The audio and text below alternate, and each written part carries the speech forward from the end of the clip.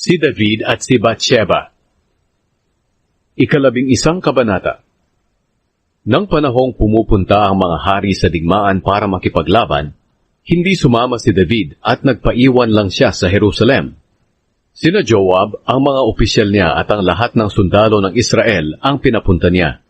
Tinalo ni na Joab ang mga Amonita at sinakop ang Raba. Isang hapon, bumangon si David at naglakad-lakad sa patag na bubungan ng palasyo.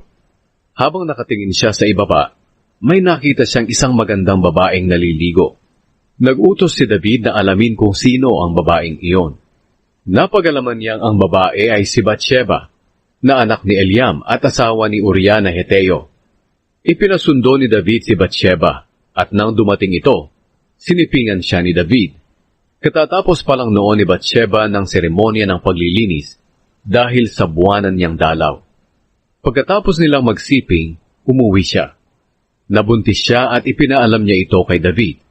Nagpadala si David ng mensahe kay Joab na papuntahin sa kanya si Uriah na Heteo. Kaya pinapunta ni Joab si Uriah kay David.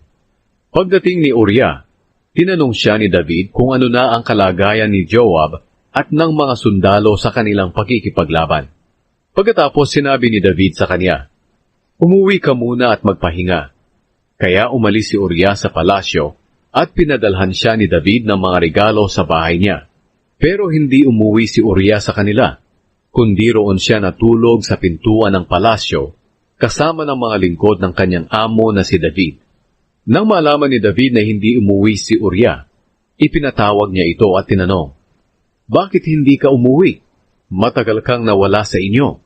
Sinabi ni Uriah, "Ang kahon ng kasunduan ng Diyos at ang mga sundalo ng Israel at Huda ay naroon po sa mga kampo sa kapatagan. At nandoon din ang pinuno naming si Joab at ang mga opisyal niya. Maaatim ko po bang umuwi sa amin para kumain, uminom at sumiping sa asawa ko? Isinusumpa ko na hindi ko ito gagawin." Sinabi sa kanya ni David, "Manatili ka pa rito ng isang gabi, at bukas, pababalikin na kita sa kampo." Kaya nanatili pa si Uriah sa Jerusalem ng araw na iyon. Kinabukasan, inanyayahan siya ni David na kumain at uminom kasama niya, at nilasing siya ni David. Pero ng gabing iyon, hindi pa rin umuwi si Uriah, kundi roon ulit siya natulog kasama ng mga lingkod ng kanyang amo na si David. Kinaumagahan, sumulat si David kay Joab, at ipinadala niya ito kay Uriah. Ito ang isinulat niya, "Ilagay mo si Uriah sa unahan ng labanan, kung saan matindi ang labanan. Pagkatapos umatras kayo upang siya ay matamaan at mamatay." Kaya habang pinaliligiran nila ang Raba, inilagay ni Joab si Uriah sa lugar kung saan alam niyang malalakas ang mga kalaban. Sinalakay ng mga kalaban sina Joab at napatay si Uriah na Heteo kasama ng iba pang mga sundalo ni David. Nagpadala si Joab ng balita kay David tungkol sa lahat ng nangyari sa labanan. Sinabi niya sa mensahero, "Pagkatapos mong sabihin sa hari ang nangyari sa labanan, maaaring magalit siya at tanungin ka, 'Bakit masyado kayong lumapit sa lungsod habang nakikipaglaban? Hindi niyo ba naiisip na maaari nila kayong mapana mula sa pader? Hindi ba ninyo naaalala kung paano namatay si Abimelech, na anak ni Jerub-Beshet sa Tebez?